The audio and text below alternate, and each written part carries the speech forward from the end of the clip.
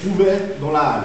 Et puis là, ce que vous voyez au plafond, c'est le ruban de la toiture qui se prolonge. Alors là, par la fenêtre, qui est un hublot, on voit le ruban de la toiture qui se déploie. Alors, les fenêtres qui sont... enfin, ces fenêtres-là, ces éléments, font partie de la toiture. Donc, ils ont été traités véritablement comme des fenêtres de toiture. Ce hublot-là, vous le trouvez à l'horizontale sur la toiture du bâtiment. Donc, on a distingué des éléments qui sont de percée, des éléments de toiture ou des éléments de passage. Il y a un distinguo qui se fait entre ces éléments-là. Donc ici, on se retrouve sous la toiture, c'est le ruban qui se déploie. Alors, je réexplique peut-être par rapport à la construction de cet élément. Il y a une grue qui est débarquée sur le chantier avec des lames de bois. On voit les joints entre deux lames. Et ces lames faisaient à peu près 8 à 9 mètres de long. Donc cette lame de bois qui est là au plafond, elle court depuis l'angle là jusque là au bout en une seule pièce. Celle-là a été soulevée par une grue qui posait évidemment sur le mur en béton, sur ce portique en béton et sur celui-là. Vous essayez d'imaginer de prendre une feuille de papier qui a une proportion grande comme ça et de la poser sur 4 points. La feuille de papier, elle va faire un peu comme ça. C'est vraiment physiquement ce qui s'est passé quand on l'a mis en place. Et donc, pendant quelques jours, on a eu un état comme ça où des parties de bâtiments avaient ce plaquelage qui était posé dessus. Et par-dessus cet élément-là, on est venu poser des poutrelles, des éléments donc, de structure secondaire en bois, des poutres, on peut appeler ça aussi des chevrons, mais là, dans ce cas, c'était des poutrelles, des éléments préfabriqués industriels. Et puis, on a rendu cette feuille de bois solidaire avec les poutrelles. Et puis ça a composé ainsi l'élément structurel de la toiture parce qu'on ne voulait pas voir depuis dessous les éléments de la structure secondaire. C'est l'image de la maquette qu'on nous a montrée avec le petit camion dedans. On voyait le plafond lisse par opposition au plafond avec toutes les petites lames. Maintenant, pourquoi on a eu cette volonté? C'était simplement, à notre sens, alors ça c'est une question de point de vue, évidemment ça génère beaucoup de discussions dans un bureau, mais de notre point de vue, il était plus intéressant et plus expressif de représenter le ruban par une face lisse à l'intérieur plutôt que de le représenter avec des éléments structurels marqués. Donc si on avait eu directement les chevrons posés sur ces éléments de béton, on aurait eu un aspect très différent et surtout un aspect beaucoup plus marqué, beaucoup plus saccadé, séquencé. Là, on a vraiment cette idée ou cette image d'un couvercle posé sur une structure.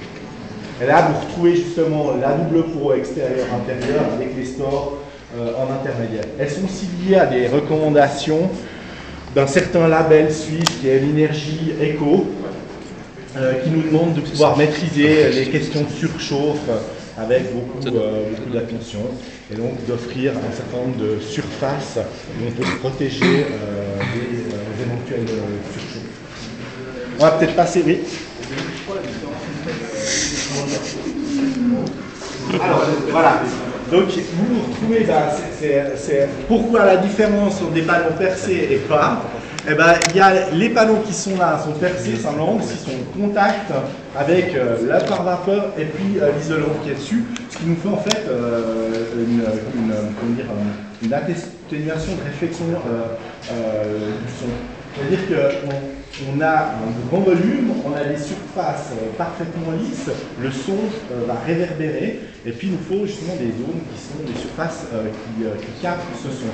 Donc on s'est dit, bon, au lieu de commencer à mettre la moquette sur le mur pour pouvoir faire ça, est-ce qu'on ne peut pas profiter de l'isolation qui est sur le niveau de la toiture pour faire cet effet? Donc on a fait livrer ces grands panneaux par camion chez un menuisier. Il a pris sa machine numérique, la commande numérique, et il a fait tourner sa machine toute la nuit pour faire des trous dans le panneau. Et il y a beaucoup de trous. Pourquoi on a fait que la moitié de la... Parce qu'on n'avait besoin que de la moitié. En termes de qualité sonore, il n'y avait pas besoin de faire plus que la moitié, donc on n'allait pas faire plus que la moitié. C'est riche avec les trous. Alors c'est personne, hein, c'est une machine qui est posée, donc c'est un musée et c'est véritablement comme ça. C'est réclamé. C'est pas réglé. C'est véritablement comme ça, c'est qu'il travaillait la journée dans son atelier.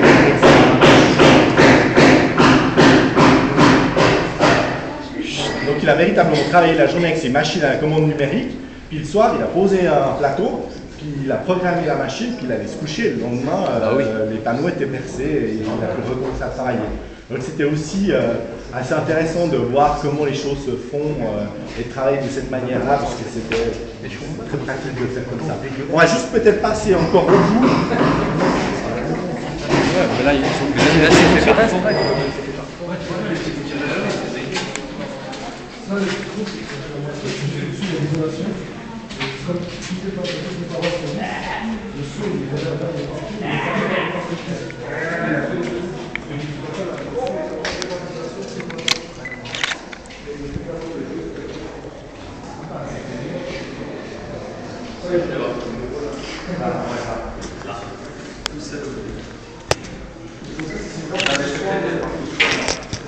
Là, c'est on est sur le porte-à-faux. Voilà. Donc on parlait de structure.